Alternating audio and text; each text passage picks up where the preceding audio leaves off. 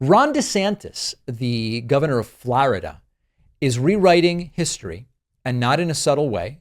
There's a new clip in which he says, hey, Florida was shortchanged in the last census, and he blames it on the Biden administration. The problem is the last census did happen when Donald Trump was president. These people seem to be unable to keep it straight.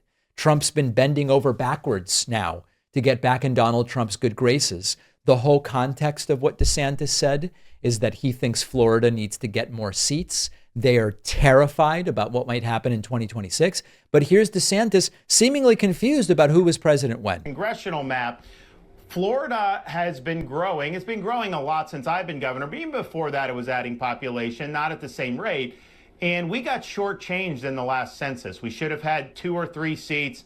We only got 1 seat, and that was really the Biden administration's doing. So we are working with the Attorney General in Florida, James Uthmeyer, to talk to the Commerce Department. He's written a letter. Even Biden's administration, a couple years after, acknowledged Florida got shortchanged. Let's unpack this. First of all, what's the motivation? The whole reason that DeSantis is bringing this up now is he wants to justify squeezing another congressional seat for Florida. That would mean redrawing the map. The real game here is not to fix some imaginary Biden era census problem.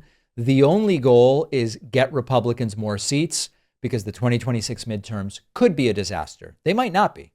I mean, Republicans might hold the House and Senate, but it could be a disaster for Republicans. The fear is palpable. They are terrified about the fact that if they lose the House in 26, that is it for Trump's agenda. Trump has no elections to run, but it will imperil every single Republican's opportunity to get reelected in 2028. They know they're bleeding support.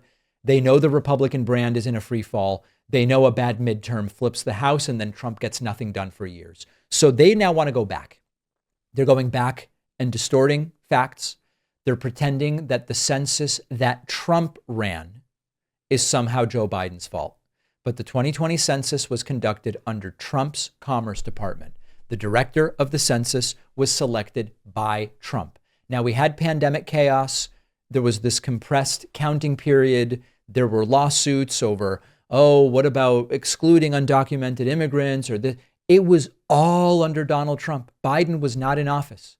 If you admit that, you can't point the finger at Democrats. And so what DeSantis is doing is he's just swapping the names and he's going, this is Biden's fault.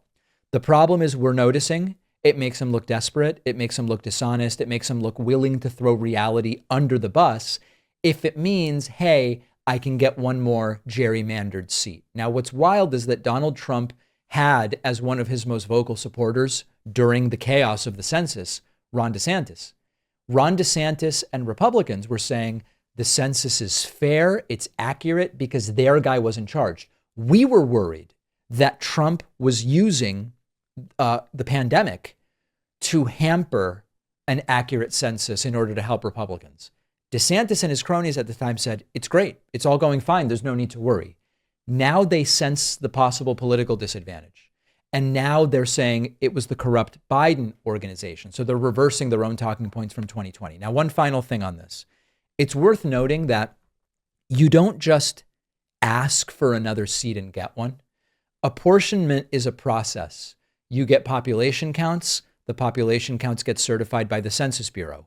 The law doesn't give governors the power to just go back and change numbers because they didn't like the outcome. And so DeSantis, at his core, is selling a fantasy that does not reflect how the system works. And my suspicion here is that this is about more than 2026.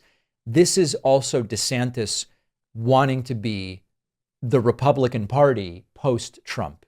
And so when he blames Biden for Trump's census, he's avoiding criticizing Trump directly. He stirs up anti-Democrat outrage, and he's kind of testing, will Republicans buy a different version of history that might help me in the future? That's what's going on.